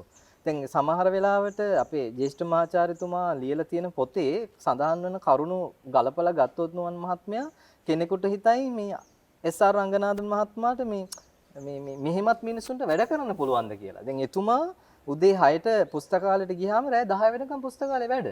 දැන් වර්තමානයේ බලන්න අපි පැය 8 වැඩ කරන රාජ්‍ය සේවකයා මේ පැය 8 වැඩ කරන්නේ කොච්චර අමාරු වෙන්ද කියලා. ඊළඟට පැය 8ත් වැඩි කියලා යම් මතවාද ඇති වෙලා තියෙනවා. ඊළඟට පැය 8ට වඩා වැඩි කළොත් ඒකට OT ඉල්ලලා වෙනම යම් මතවාද ගොඩනගා ගන්න හදනවා. නමුත් රංගනාදන් මහත්මයා උදේ 6 ඉඳන් රෑ 10 වෙනකම් වැඩ කළා කියලා අමතර දීමනා ඉල්ලුවෙත් නැහැ. ඊළඟට එතුමාට අතිකාල දීමනා ඉල්ලුවෙත් නැහැ. එතුමා ඇත්තටම වෘත්තියට ආදරය කළා. එතුමා සේවය වෙනුවෙන් කැප වුණේ ඒ වෘත්තියට තිබුණු ආදරය නිසා. ඊළඟට එතුමාගේ අවසාන අවුරුදු 20 ඇතුළත එතුමා එකදු අනියම් නිවාඩුවක් කරන්නේ නැහැ. කිසිදු අනියම් නිවාඩුවක් නොගෙන සේවය කරපු උතුම් මිනිසෙක්. දැන් වර්තමානයේ බලන්නකො නුවන් මහත්මයා බ්‍රහස්පතින්දා නිවාඩුවක් තිබුණොත් එහෙම සිකුරාදා නිවාඩු නොවුනොත් සිකුරාදා නිවාඩු දාලා දින 4ම නිවාඩු කරගන්නවා අපේ අය. එතකොට දැන් එහෙම සමාජයක් තුල රංගනාදන් මහත්මයා කියලා කියන්නේ අපි ඇත්තටම කතා කළ යුතු චරිතයක් වෙන්නේ මෙන්න මේ නිසා. දැන් අපි දන්න කාලේ ඉඳන් නුවන් මහත්මයා අපේ රට සංවර්ධනය වෙමින් පවතින රටක්. ඩෙවලොපින් කන්ට්‍රි කියලානේ අපි කියන්නේ. ඉතින් ඇයි අපේ රට තාම සංවර්ධනය නොවුනේ? එතකොට මේ ශේෂ්ත්‍ර දියුණු නොවුනේ ඇයි? ඒ ශේෂ්ත්‍ර වල වැඩ කරන අය තමන්ගේ වෘත්තියට ආදරය කළා නම්, තමන්ගේ සේවය ගැන තෘප්තිමත්ව ඉඳියා නම් මම මේ කරන්නේ ඇත්තටම සමාජ සේවයක්. මේ මම කරන සේවය තුළින් රටක් සංවර්ධනය වෙනවා, සමාජයට යහපතක් වෙනවා කියන ඒ චේතනාව තිබුණා නම් මේ අපේ රටට මෙහෙම වෙන්නේ නැහැ. මං කියන්නේ රංගනාදන්ලා බිහි වෙන්න ඕනේ ඉන්දියාවටත් වඩා වර්තමාන යුගයේ අපේ ලංකාවේ අපිට අවශ්‍ය. ඒ නිසා අපි මෙතුමා ගැන කතා කරන්න ඕනේ යන්නේ ඒ නිසා. ඒ වගේම අපේ ජ්‍යෙෂ්ඨ මහාචාර්යතුමා සඳහන් කරලා තියෙන පොතේ පැහැදිලි වෙනවා එතුමා විවාහ වෙච්ච දවසේ පැය 2ක් පුස්තකාලයට ගිහලා වැඩ කරලා තියෙනවා. තමන්ගේ විවාහය දවසේ. එතකොට මේ තරමටම තමන්ගේ වෘත්තියට ආදරය කරපුවා. තමන් කරන සේවයේ වෙනුවෙන් කැපවෙච්ච මිනිසෙක් අපිට මේ මෑත ඉතිහාසය හොයාගන්න පුළුවන්ද කියන එක ප්‍රශ්නාර්ථයක්. ඒ නිසා එතුමාගෙන් ඉගෙන ගන්න දේවල් අප්‍රමාණයි. ඒක පුස්තකාල ශාස්ත්‍රයේ වැඩ කරන අයට විතර නෙමෙයි. සමස්ත සමාජයක් වෙනුවෙන්ම Tamanගේ ශ්‍රමය කැප කරන ඕනෑම කෙනෙකුට රංගනාදන් මහත්මයා කියලා කියන්නේ පැහැදිලිවම ආදර්ශයක්. දැන් එතුමා පුස්තකාලයාධිපතිවරයා විදියට වැඩ කරනකොට නුවන් මහත්මයා දන්නවා ඔබතුමා විශ්වවිද්‍යාල අධ්‍යක්ීම් තියෙන හින්දා විශ්වවිද්‍යාලේ පොතක් අරන් ගියාට පස්සේ નિયમિત දවසට පොත අරන් ආවේ නැත්නම් වර්තමානයේ නම් කරන්නේ දඩ ගහනවා. කවදාවත් පුස්තකාලයාධිපතිවරයා පොත අරන් ගියපු කෙනා පිටිපස්සේ ගියේ නැහැ. නමුත් රංගනාදන් මහත්මයා පුස්තකාලේ අරන් ගියපු පොත નિયમિત දවසට ශිෂ්‍යයා ගෙනත් දුන්නේ නැත්නම් ශිෂ්‍ය නේවාසිකාගාර වලට කියලා පොත් එකතු කරන් එනවා. විශ්වවිද්‍යාලයේ ආචාර්යවරුන්ගේ ගෙවල් වලට ගිහලා පොත් අරන් යනවා. එහෙම පුස්තකාලයේ අධිපතිවරයෙක් ගැන අපි මේ කතා කරන්නේ. ඒ නිසා අතිශයින්ම ආදර්ශ සම්පන්න චරිතයක් ඉගෙන ගන්න සහ අපේ ජීවිත හදාගන්න ආචාර්ය රංගනාදන් මහත්මයාගෙන් ගන්න ඕනි දේවල් මෙච්චරයි. මෙපමණයි. මෙන්න මෙහෙමයි කියලා සීමා කඩළු දාන්න බෑ. අපි ජ්‍යෙෂ්ඨ මහාචාර්යතුමා මට වඩා මං මුලින්ම ආරම්භයේම කිව්වා රංගනාදන් මහත්මයා ගැන කතා කරන ලංකාවේ තියෙන එකම සම්පත මේ අපි ගෙන්නලා තියෙන්නේ අද කියලා. ඒ නිසා එතුමා කතා කරනවා නම් රංගනාදන් මහත්මයාගෙන් සමාජයට තියෙන පණිවිඩ අප්‍රමාණව තියෙනවා. ඒ නිසා අපිට ඒව ගැනත් අවධානය යොමු කිරීම ඉතාම වැදගත් කියලා මං හිතනවා. ආදර්ශයකට එහා ගිය පරමාදර්ශී චරිතයක් පිළිබඳව අපි මේ කතා කරන්නේ. අපේ හැමෝටම පැහැදිලි කිරීම තුළ ඔබට දැනෙනවා.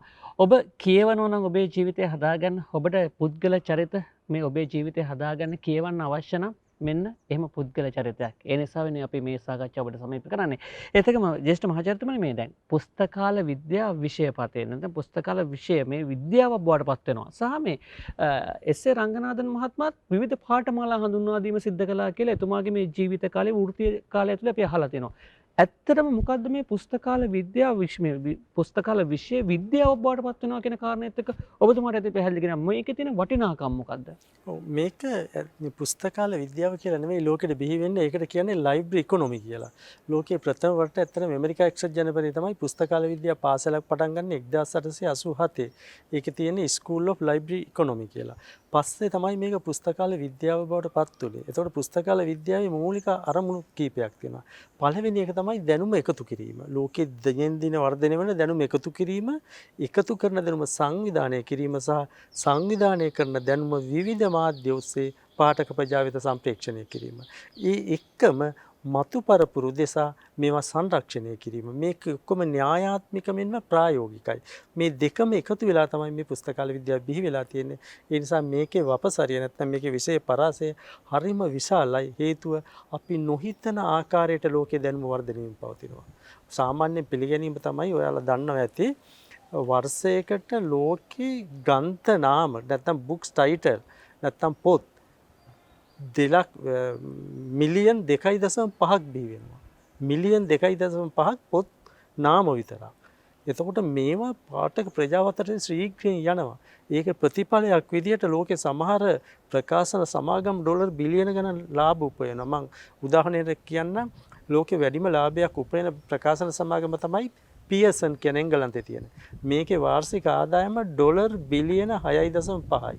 හිතන්න මොන තරම් පොත් ප්‍රමාණයක් ලෝකෙ මිනිස්සු අතරට යනවද කියලා. මේ යන දැනුම සංවිධානය කරලා එකතු කරලා පාඨක ප්‍රජාවට බෙදා හැරීම කොහොමද මේකේ ක්‍රමවේදයන් මොනවද නව ප්‍රවණතා මොනවද කියන එක ඇත්තටම පුස්තකාල හා තොරතුරු විද්‍යාවේ විෂය පතේ වෙලා තියෙනවා. මේ මහාචාර්යතුමනි ජ්‍යෙෂ්ඨ මහාචාර්යතුමනි මේ විෂය පතයත් එක්ක මේ ශාස්ත්‍රයට යොමු වෙන පිරිස කොයි වගේද? දැන් විශේෂයෙන්ම මේ දැන් උපාධි මට්ටමටම මේක ඇවිල්ලා තියෙනවා. මේ විශේෂ ශාස්ත්‍රයේ උපාධි ලබා ගන්න පුළුවන් සහ එතනින් එහාට ගියම තව තමන්ගේ අධ්‍යාපන කටයුතු නම් වහලන්න පුළුවන්. මේ දැන් අපේ තරුණයේ ඉන්න පිරිසට සහ තරුණ ප්‍රජාවට සහ මේ විශේෂ ශාස්ත්‍රයට ආදරය කරන පිරිසට මේ පාඨමාලා පිළිබඳ අපිට යම්කිසි හඳුන්වා දීමක් කරන්න පුළුවන්. ඔව් මේ පුස්තකාල හා තොරතුරු විද්‍යාව පිළිබඳ පාඨමාලා ගෙනියන ප්‍රධාන විශ්වවිද්‍යාලය බවට කැලණිය විශ්වවිද්‍යාලය පත් වෙලා තියෙනවා. කැලණිය විශ්වවිද්‍යාලය 1973 තමයි මේක පටන් ගත්තේ. ඔබ දන්නවා 1971 තරුණ අසහනය නිසා අරගලයක් පැනනගා. ඒකට කරුණු හොයන්න කමිටුවක් පත් කළා. ඒ කමිටුව නිර්දේශ කරනවා විශ්වවිද්‍යාල තුල වෘත්තීයාභිමුඛ පාඨමාලා පටන් ගත යුතුයි කියලා. ඒ අනුව ජනසන්නිවේදන අධ්‍යයන අංශය සහ කැලණිය විශ්වවිද්‍යාලයේ පුස්තකාල විද්‍යා අධ්‍යයන අංශය පටන් ගන්නවා. එතකොට අපි අධ්‍යයන අංශයේ මේ වෙනකොට 1000කට අධික ශිෂ්‍ය සංඛ්‍යාවක් ඉගෙන ගන්නවා. අපේ ප්‍රාථමික නැත්නම් පූර්ව උපාධි නැත්නම් ඩිප්ලෝමා පාඨමාලා අභ්‍යන්තර ශාස්ත්‍රවේදී සහ විශේෂවේදී පාඨමාලා ඊළඟට MSc සමාජ විද්‍යාපති පාඨමාලා, දර්ශන පාඨමාලා, ඊළඟට ආචාර්ය උපාධි පාඨමාලා මේ හැම පාඨමාලාවක්ම අපේ අධ්‍යාපනය තුළ ආරම්භ කරලා තියෙනවා. එතකොට මේක ශ්‍රී ලංකාවේ පුස්තකාල හා විඥාපන විද්‍යා අධ්‍යාපනයේ මහගෙදර කිව්වොත් නිවැරදි. හබ් එක වෙන්නේ මෙතන.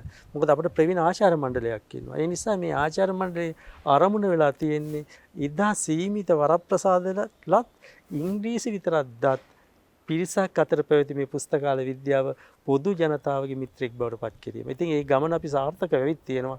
අලුත් පාඨමාලා හඳුන්වා දෙමින් අධ්‍යයන අංශයේ දිගටම මේ වැඩේ කරනවා. මේකේ මුඛ්‍ය අරමුණ වෙලා තියෙන්නේ ශ්‍රී ලංකාවේ පුස්තකාල හා විඥාපන විද්‍යා ශාස්ත්‍රයට අවශ්‍ය මිනිස් බල සම්පත් සැපයීම. මේ මිනිස් බල සම්පත් සැපීම ඔබතුමාලා අරමුණක් බවට පත් කර ගනිද්දී දැන් අපේ මේ පුස්තකාල කියන විශේෂ දැන් අපිට අපේ ඉස්කෝලේ පුස්තකාලයක් තිබුණා. ඊට පස්සේ අපි කැම්පස් එකට ගියාම අපිට පුස්තකාලයක් තිබුණා. ඊට පස්සේ අපේ පන්සලේ අතීතයේ පුස්තකාල තිබ්බ වර්තමානයේ ටික ටික අඩු වෙනවාදෝ කියලා ප්‍රශ්නයක් තියෙනවා. සහ මේ ග්‍රාමීය මට්ටමින් ගම් මට්ටමින් පුස්තකාල තිබ්බා. අද වෙද්දී මේ කියන කාරණේ කොයි වගේ තැනකද තියෙන්නේ? සහ මේ පුස්තකාල කියන කාරණාව තව විධිමත් කරන්න ඔබතුමාට යෝජනා මොනවද තියෙන්නේ? මේක පිළිබඳව හොඳම දේ තමයි ඇත්තටම මේක මම මේ දේශපාලන අදහසක් නෙවෙයි මම මෙතන කියන්නේ වර්තමාන ජනාධිපතිතුමා පත් වෙලා ආපු ගමන් අපි විශේෂ ඉල්ලීමක් කළා ලංකාවේ පුස්තකාල සංවර්ධනය සඳහා ජනාධිපති කාර්ය බලසාකයක් පිහිටවන්න කියලා. හේතුව ලංකාවේ තියෙන මහජන පුස්තකාල 1200ක්, පාසල් පුස්තකාල 6000ක්, විශේෂ පුස්තකාල 100කට ආසන්න සංඛ්‍යාවක්, ජාතික පුස්තකාලයක්, විශ්වවිද්‍යාල පුස්තකාල 16ක්, දෙවන්ත පද්ධතියක්. එතකොට මේවත් විවිධ දුෂ්කරතාවලට මුහුණ දීලා තියෙනවා. පාලකයෝ හැම වෙලෙම හිතන්නේ බෝර් පාලකයෝ හිතන්නේ මේවා නොවැදගත් කියලා. නමුත් ඔබ ඉතිහාසය දිහා බැලුවොත් ඔබ හොඳටම පැහැදිලි වෙයි. ලෝකයේ ප්‍රධාන පෙළේ පාලකයෝ පුස්තකාලය අධිපතිවරු බව. දැන් හොඳම උදාහරණයක් තමයි අපේ අග්‍රාමාත්‍ය මහින්ද රාජපක්ෂ මැතිතුමා ජයවර්ධනපුර විශ්වවිද්‍යාලයේ පුස්තකාලයේ වෘත්තිකයෙක්. ඒ වගේම ඊශ්‍රායලයේ ගෝල්ඩා මිය ගත්තොත් ලයිබ්‍රේරියන් කෙනෙක්. චීනයේ මාවෝ සේතුන් ලයිබ්‍රේරියන් කෙනෙක්. ඉරානයේ හිටපු ජනාධිපති මොහොමඩ් ලයිබ්‍රේරියන් කෙනෙක්. ඊළඟට ඇමරිකාවේ ජනාධිපති ජෝර්ජ් බුෂ්ගේ ආර්යාව හිලරි ලයිබ්‍රේරියන් කෙනෙක්. ඉතින් මේ කට්ටිය ලෝකයේ විවිධ තැන්වලට ගියාට පස්සේ මේවා සංවර්ධනය කරන්න විශේෂ උත්සාහයක් දරලා තියෙනවා. එතකොට අපේ රටේ තියෙන ප්‍රධාන ප්‍රශ්නේ තමයි මේවා ගැන අවධානය යොමු කරන්න. පළාත් සභාවකට කිව්වොත් තමුන්ගේ බජට් එක පුළුවන් තරම් අඩු කරන්න කියලා උන් ඉස්සල්ලාම ගවන්නේ පුස්තකාලේ බජට් එක. ඊළඟට පුස්තකාලය කියන්නේ සයිබීරියාව වගේ. ඒ කියන්නේ නගර සභාවේ මොකද්ද මේ දඬුවම් මාරු ලැබෙන ඔක්කොම දාන්නේ පුස්තකාලට. ඉතින් මේ වගේ නොවැදගත් තැනක් බවට පත් වෙලා දිනවා. අපට අවශ්‍යයි මේ ක්‍රමවේදය අනුව මේක වෙනස් කරන්න. ඉතින් අපි ඇත්තටම අපේ ආචාර්ය මණ්ඩලය පුළුවන් තරම් මේවට ඉල්ලීම් කරනවා පාලක පක්ෂ වලින්. නමුත් කුමන හෝ අවාසනාවකට ඒ ඉල්ලීම් වලට මෙතෙක් නම් යහපත් ප්‍රතිචාරයක් දක්වලා නැහැ. මොකද අපට අවශ්‍ය මේ රටේ දැනුම් සමාජයක් බිහි කරන්න නම් මේ මහජන පුස්තකාල 1200 ඇක්ටිව් කරන්නට ඕනේ. ලංකාව ඇතුලේ මහජන පුස්තකාල 1200ක් තියෙනවා. ඔබ මේ පිළිබඳව දැනුවත්ද? ඔබේ ගමේ තියෙන මහජන පුස්තකාලයට ඔබ අන්තිමට ගියේ කවද්ද? අපේ හැමෝටම ගමේ පන්සලෙත් පුස්තකාල තිබ්බා තියෙන්නේ. මේ වෙද්දි ගමේ පන්සල්වල මේ පුස්තකාල සංකල්පේ ක්‍රියාත්මකද අපේ හැමෝටම මේක මොන වගේ තත්ත්වයකද තියෙන්නේ? නුවන් මහත්මයා මේ ඊටාම වැදගත් කතිකාවතකින් දැන් මේ වැඩසටහනේ අපි නිමාවට ගමන් කරනවා කියලා මට අදහසක් ඇති වෙන්නේ.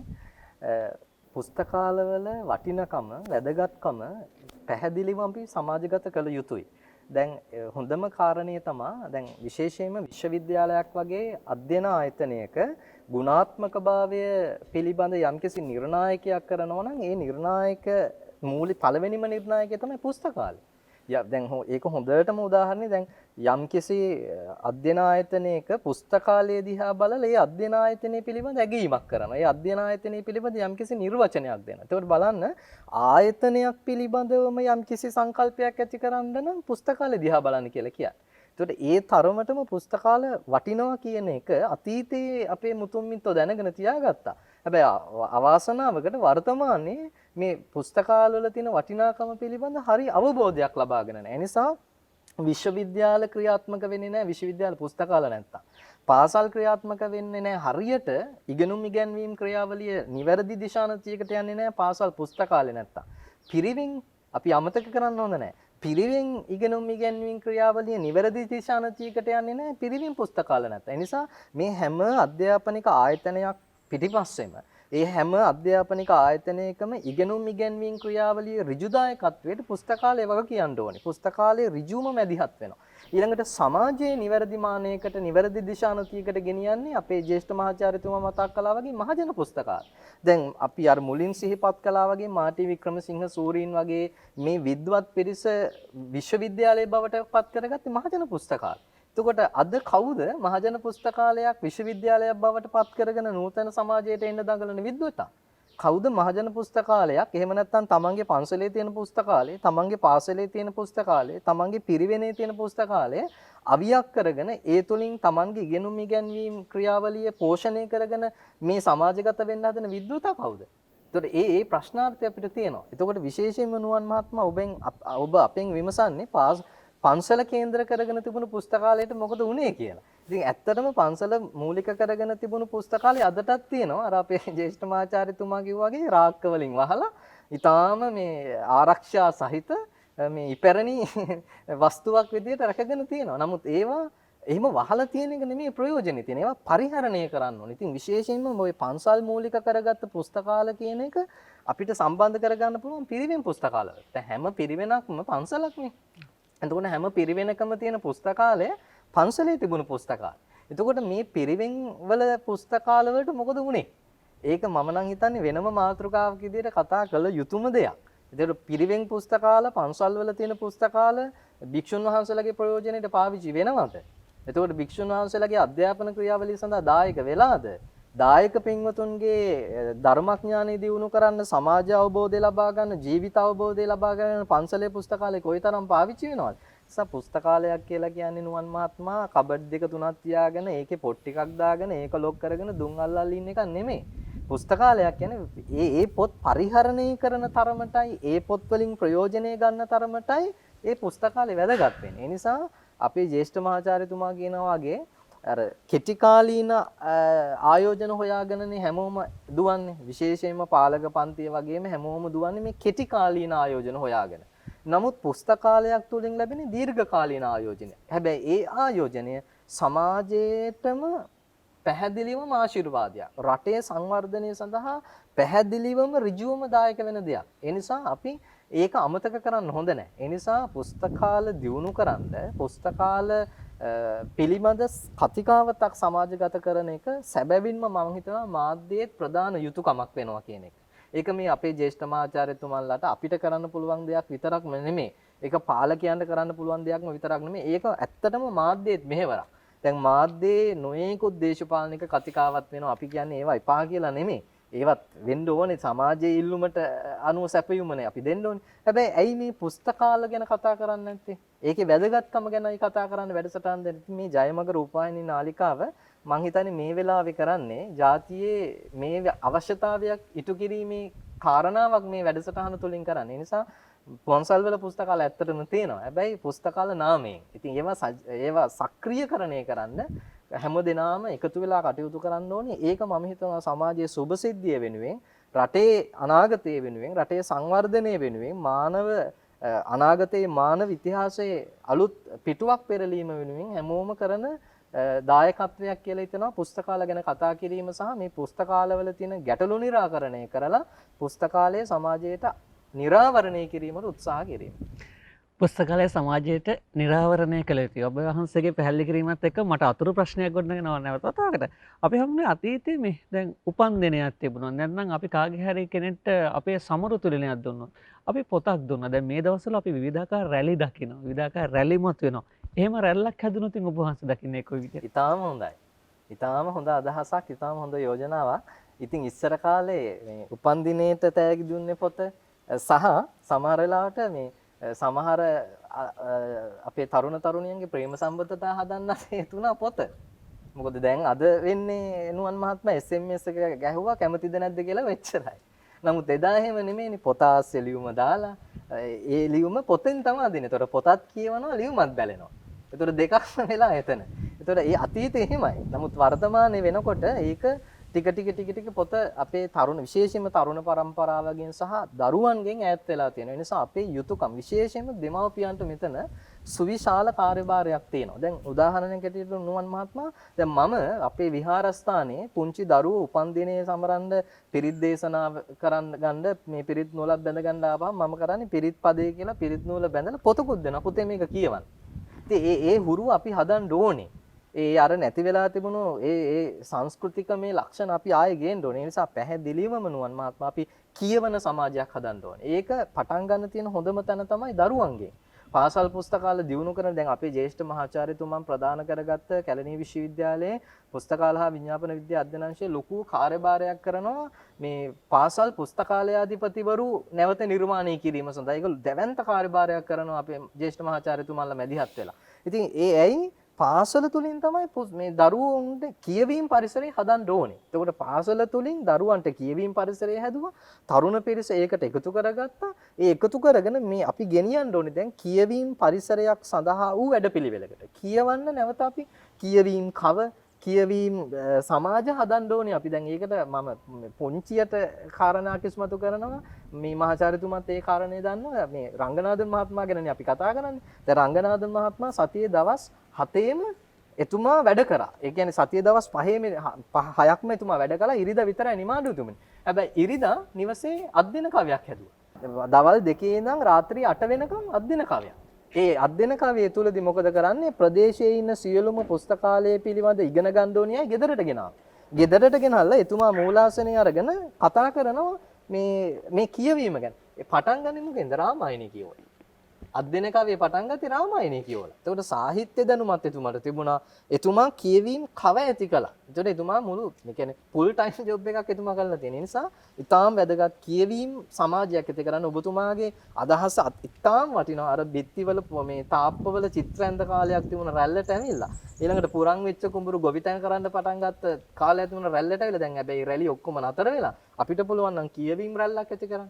දරුවන්ගේ උපන්දිනයට පොතක් දෙන රැල්ලක් ඇති කරන්න. තරුණ පිරිස කියවීමට යොදව ගන්න කියවීම කව කියවීම මණ්ඩප කියවීම සමාජ මේ පද්ධති හදන්න අපිට රැල්ලක් ඇති කරන්න. මම හිතනවා ඒ රැල්ල අනිත් හැම රැල්ලටම වඩා සමාජයේ නිවැරදි දිශානතියකට ගෙනියන්න රට සංවර්ධනය කරන්න හේතු වන සැබෑම රැල්ලක් බවට පත් වේවි කියලා.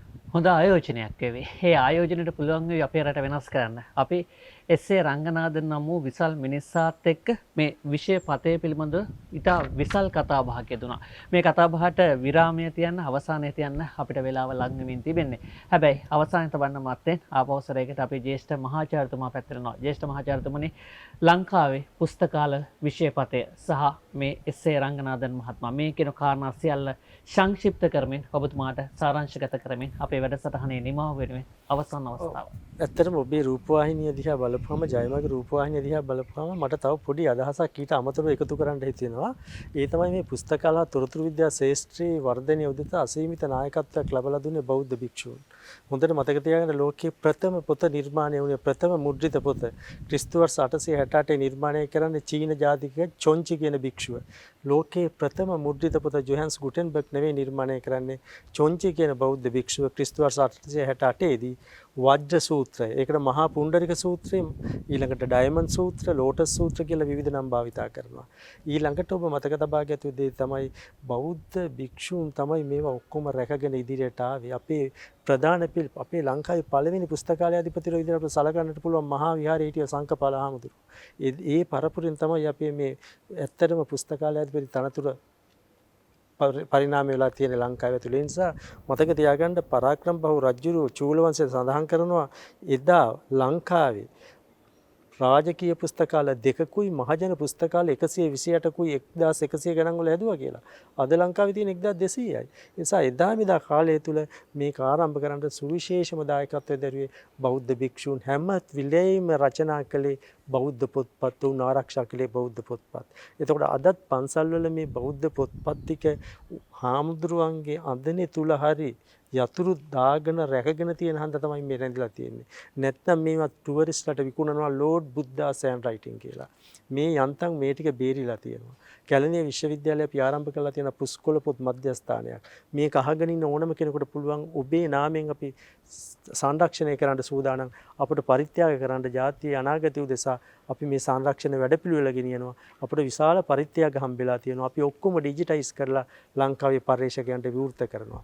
එතකොට රංගනාදන් කියන්නේ තාගමික චරිතයක්. හැම වෙලෙම දේශීය සංස්කෘතියෙන් තමයි ඔහු වැංජපුනේ. ඔහු යන්නේ ඉන්දියානු ඇඳුම. අතේ තිබ්බේ භගවත් ගීතාව හා රාමායනය. වෙජිටේරියන් නැත්නම් එළවලු විතරයි ඔහු භාවිතා කළේ. නමුත් මුළු ලෝකෙම සියතට ගත්තා කියන්නේ අන්තිමට ලෝකය හැඳින්නුවා ඔහු පුස්තකාල විද්‍යාවේ පියා කියලා.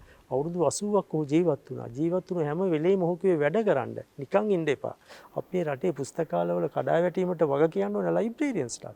පුස්තකාලයේ අධිපතිවරු ඔවුන් වැඩ කරනවා මදි එක පැත්තකින්. රංගනාදන් නෙමනේ උදේ 8 ඉඳන් රෑ 10 වෙනකන් වැඩ කළා.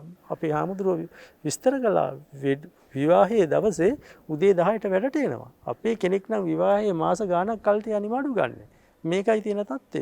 ඒ නිසා අපේ තියෙන මිත්‍යාවන් අපි කඩදුර අයත් කළා මිනිසුන්ට දැනුම දෙන්න ඕනේ. අවසාන වශයෙන් මම ඔබට කියනවා ඔබ අදවත් දැනගන්න ලංකාවේ ලොකුම පුස්තකාලය මොකක්ද කියන එක. ලංකාවේ ලොකුම පුස්තකාලය තමයි ජාතික කෞතුකාගාර පුස්තකාලය.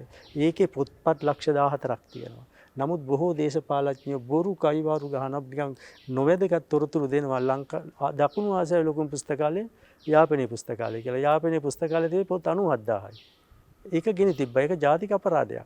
ඒක ජාත්‍යන්තර හැඳින්වීමේ බුදුන් වහන්සේට තබලද වෙඩි පාරක් විදියට. නමුත් අපි හැම දෙයක්ම හෙලා දකිනවා. අපි කියන්නේ ආචාර්ය රංගනාදන්ගේ උපන්දිනය වෙන අද දවසේ ඔහුගේ නාමය ආරක්ෂා කිරීමටත් ඔහු විසින් බටහිරින් ගලවගෙන පෙරදිග නායකත්වය උරුම කරලා දීපු මේ පුස්තකාල විද්‍යාව ඉදිරියට ගෙන යන්න අපිත් එක්ක වෙන්න කියනවා. බටහිරින් ගලවගෙන පෙරදිගට අත්පත් කර දුන්නු මේ ජයග්‍රහණය ඉස්සරහට ගෙන යන්න මේ ජාතිය ඔබෙන් ඉල්ලනවා. ඒ නිසා ඔබට ජාතික වගකීමක් තියෙනවා. අපේ හමුදුරනේ අවසාන වෙනුවෙන් ඔබ වහන්සේටත් ඇති යම්කිසි ප්‍රකාශයක්. ඔව් පැහැදිලිවම මේ වැඩසටහනේ නිමාව මෙහෙම සනිටුහන් කරන්න කැමතියි මම. අද අපි කතා කළේ සැබවින්ම ශ්‍රේෂ්ඨ චරිතයක් පිළිබඳව. මම අවසානයේ මෙහෙම සිහිපත් කිරීමක් කරන්නම්. එස්.ආර්. රංගනාදන් මහත්මයා මහාචාර්යවරයෙක්. එතුමා මහාචාර්යවරයෙක් විදිහට එතුමාට ලැබෙන වැටුප එතුමා ඉතුරු කරනවා. ඉතුරු කරලා එතුමා මේ අර්මුදලක් පිහිටවනවා. එතුමාගේ බිරිඳ සහ එතුමාගේ නම් දෙක එකට එකතු කරලා සරදා රංගනාදන් පදනම කියලා. එතකොට මේ පදනමට එතුමා මුලින්ම ලක්ෂයක් තමයි පරිත්‍යාග කරන්නේ. ඒ ලක්ෂය පරිත්‍යාග කරනකොට එතුමාගේ ඉඳපු ජ්‍යෙෂ්ඨ ශිෂ්‍යයෙක් අහනවා දැන් ඔබතුමාලා දෙදෙනා විවාහකයි ඔබතුමාලා මේ දැන් දෙපළටම දරුවෙක් ඉන්නවා යෝගේශ්වරන් තමයි රංගනාදන් මහත්මයාගේ පුතුණුවන්ගේ නම. එතකොට මේ පුතාගේ අධ්‍යාපන කටයුතු වලට මේ මුදල වෙන් කරන්න කියලා කියනවා. මේ මුදල මෙහෙම අර මුදලකට දෙන්න එපා. ඒක පුතාගේ අධ්‍යාපන කටයුතු වලට වෙන් කරන්න කියනවා. එතකොට රංගනාදන් මහත්මයාගේ නෝනා කියනවා රංගනාදන්ට පුතාලා දෙන්නයි. වැඩිමහල් පුතා තමයි පුස්තකාල විද්‍යාව කියන්නේ. බාල පුතා තමයි යෝගේශ්වරන්. අපි බාල පුතාට සලකනවා. මේ මුදල වෙන් කරන්නේ වැඩිමහල් පුතා වෙනුවෙන් කියලා. මෙහෙම මිනිස්සු කොහෙද නුවන් මහත්මයා? දැන් මෙහෙම මිනිස්සු ගැන අපි කතා කරන්න ඕනේ නැද්ද?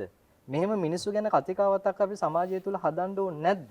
ඒ වගේම රංගනාදන් මහත්මයා කියන්නේ තමන්ගේ බිරිඳට පුදුම විදිහට ආදරය කරපු මිනිස්සෙක්. දැන් ඒක මම අර ඒකයි කිව්වේ මුලින්ම නුවන් මහත්මයා මේ චරිතේ ඕනෙම කෙනෙකුට ගලප ගන්න පුළුවන් තමන්ගේ ජීවිතය ආලෝකමත් කරන්න. දවසක් රංගනාදන් මහත්මයා උත්සවයකට යනවා තමන්ගේ බිරිඳත් එක්ක. එතුමාට විරෝධ පාපු පිරිසක් ඉන්නවා. එතුමා අවමානයට ලක් කරන්න. මොකද රංගනාදන් මහත්මයාගේ බිරිඳ මේ උගත් කෙනෙක් නෙමෙයි. මේ ඊටාම මේ අඩු ඉගෙනුමක් තිබුච්ච කෙනෙක්. ඉතින් එතුමාගෙන් අහනවා ප්‍රශ්නයක් මේ සභාව විඳපු කෙනෙක් ඔබතුමාගේ බිරිඳට කොච්චර භාෂාවල් කතා කරන්න පුළුවන්ද කියලා. මේ අපහාසයටපත් කරා. එතුමා කියනවා මගේ බිරිඳට කතා කරන්න ඕනේ භාෂාවක් පුළුවන් කියලා. එතනින් අතර වෙන්නේ නැතුව තව ප්‍රශ්නයක් අහනවා ඔබතුමාගේ බිරිඳ පාස් වෙච්ච ලොකුම විභාගෙ මොකද්ද කියලා. අපහසුතාවයටපත් කරන්න. මොකද හැමෝම දන්නවා එතුමිය එහෙම ලොකු විභාග පාස් කරපු කෙනෙක් නෙමෙයි කියලා. හැබැයි රංගනාදන් මහත්මයා කියනවා එතුමිය පතිවෘත්තාව නැති විභාගේ පාස් වෙලා ඉන්නේ කියලා. බලන්න තමන්ගේ බිරිඳ වෙනුවෙන් පෙනී ඉන්න ස්වාමි පුරුෂයෙක්. ඉතින් මෙහෙම චරිත ගැන අපි සමාජයට කතා කරන්න ඕනේ නැද්ද? මෙහෙම චරිතය අපි මේ වගේ චරිත අපි සමාජයට හඳුන්වා දීම අපේ වගකීම නෙමේද? ඒ ජාතියේ වගකීම තමයි අපි අද ජ්‍යෙෂ්ඨ මහාචාර්යතුමා මූලික කරගෙන ජයමග රූපවාහිනී නාලිකාව හරහා මේ වැඩසටහනින් කරන්නේ. ඒ නිසා මේ පැයකට කතා කරන්න ඕනේ සහ පැයකට සීමා කරන්න පුළුවන් චරිතයක් ගැන නෙමෙයි අපි මේ කතා කළේ. එතකොට රංගනාදන් මහත්මයා ආදර්ශයට අරගෙන සමාජයේම නිවැරදි දිශානතියකට යොමු කරගන්න අපිට මේ කතිකාවත හරි ප්‍රයෝජනවත් වේවි කියන ප්‍රාර්ථනාව කරනවා. එතුමාගේ ජන්මදිනය තුලදී කියවීම සමාජයක් හදන්න, දරුවන් තුල කියවීම ඇති කරන්න, තරුණයන් තුල කියවීම ඇති කරන්න, කියවීම තුළින් සමාජයේ නිවැරදි ආධ්‍යාත්මිකත්වයේ තුල සමාජයේ නිවැරදි දිශානතියකට යොමු කරගන්න අපි හැමදෙනාටම මේ දරන පරිශ්‍රමයේ, මේ දරන ව්‍යායාමයේ ලොකු හේතුවක් වේවා කියලා ප්‍රාර්ථනා කරමින් අපි වැඩසටහනේ මගේ කටයුත්ත නිමවටපත් කරනවා. හද අපි කළේ ජාතික වගකීමක් ඉෂ්ට කිරීමක් කියලා හදවතට බොහෝ ලොකු සතුටක් එක්කාසු වෙනවා. අපේ හාමුදුරන්ගේ පැහැදිලි කිරීම, ජ්‍යෙෂ්ඨ මහාචාර්යතුමාගේ පැහැදිලි කිරීම මේ හැමදේම එක්ක මේ රට මේ ලෝකයේ ඔබෙන් ඉල්ලනවා. නැවත පොත ඔබේ අතට ගන්න කියලා. ඒ පොතේ දැනුමත් එක්ක ඒ පොතින් ලබා ගන්න දැනුම මේ සමාජයට මුසු කරන්න කියලා. එහෙම මුසු කරලා අපේ හාමුදුර වැඩසටහන ආරම්භයේදීම කිව්වා අපි තාම සංවර්ධනය වෙමින් පවතින රටක්. ඒ කාරණේ වෙනස් කරන්න නම් අපිට එසා රංගනාද නම් වූ මේ අසහාය විසල් මිනිසා පෙන්වූ මග යාමටම සිද්ධ වෙනවා. ඒ වෙනුවෙන් සූදානම් වෙන්න, ඒ වෙනුවෙන් අප වෙන්න, කැප වෙන්න සූදානම් වෙන්න කියන ඉල්ලීමත් එක්ක අපි අද දවසේ වැඩසටහනෙන් සමුගන්න සූදානම් වෙන්නේ. සමුගන්න කලින් හිතාම ගෞරවයෙන් පාද නමස්කාර පූර්වකව අද දවසේ වැඩසටහන පෝෂණය කිරීම වෙනුවෙන් ශාස්ත්‍රවේදී රාජකීය පඬිත ත්‍රිපිටක විශාරද අවසරයි පූජ්‍යපාද බෝපැත්තේ සෝමනන්ද අපේ හමුතුරන්ට දෙපා නැමැති ස්තුතිවන්ත වෙනවා. තවත් සුවහස් කාලයක් මේ ශාසනික ශාස්ත්‍රීය මෙහෙවරේ දෙන්න අපේ හමුදුරන් වහන්සේට දීර්ඝායුෂ සම්පන්නිය ලැබෙන්නයි සාදුකාර මැද අපි ප්‍රාර්ථනා කරනවා. ඒ වගේමයි හිටපු අධ්‍යක්ෂක ජෙනරාල්තුමා ජාතික පුස්තකාල හා ප්‍රලේඛන මණ්ඩලය, ඒ වගේම කැලණි විශ්වවිද්‍යාලයේ වර්තමානයේ පුස්තකාල හා විඥාපන විද්‍යා අධ්‍යනාංශයේ ජ්‍යෙෂ්ඨ මහාචාර්ය එම්.කේ. වීරසිංහ මහත්මනි ඔබතුමන්ටත් බෙහෙම ස්තුතිවන්ත වෙනවා. හයිබුවන් ඔබතුමන්ට තවත් දිගු කාලයක් අපේ ලාංකීය පුස්තකාල විශේෂේශ්‍රය වගේම ගෝලීය පුස්තකාල විශේෂේශ්‍රය වෙනුවෙන් ඔබතුමාගේ ශාස්ත්‍රීය ඥානය සහ ඔබතුමාගේ දැනුම බෙදා හදා දෙන්නට ඔබතුමාට ශක්තිය ධෛර්යය වාසනාව දීර්ඝායුෂ සම්පන්නිය ලැබෙන්නයි අපි එකසිතින් ප්‍රාර්ථනා කරනවා. අපි ඔබෙන් සමගන් සෝදනම් වෙනවා. මෙවැනිම කතා බහකින් අපි නැවත ඔබව හොයාගෙනවා. අද දවසේ අපි ඔබෙන් අවසානයේ එල්ලන්නේ ඔබ අපේ රට වෙනුවෙන් මේ මිහිතලය වෙනුවෙන් මේ ලෝකයේ වෙනුවෙන් වගකීමක් ඉෂ්ට කරන්න බැඳී ඉන්නවා. ඒ වගකීම ඉෂ්ට කරන්න යන මොහොතේදී ඔබේ අතේ ඔබ පොත තපාගත යුතුමයි. පොත ඔබව සම්පූර්ණ කළයි. කියවීම මිනිසා සම්පූර්ණ කරයි. ඔබේ පාරාදීසය බවට ඔබේ පුස්තකාලය පත් කරගන්න. ගිහින් එන්න ඔබට සුබ දවසක්. ආයිබෝවන්.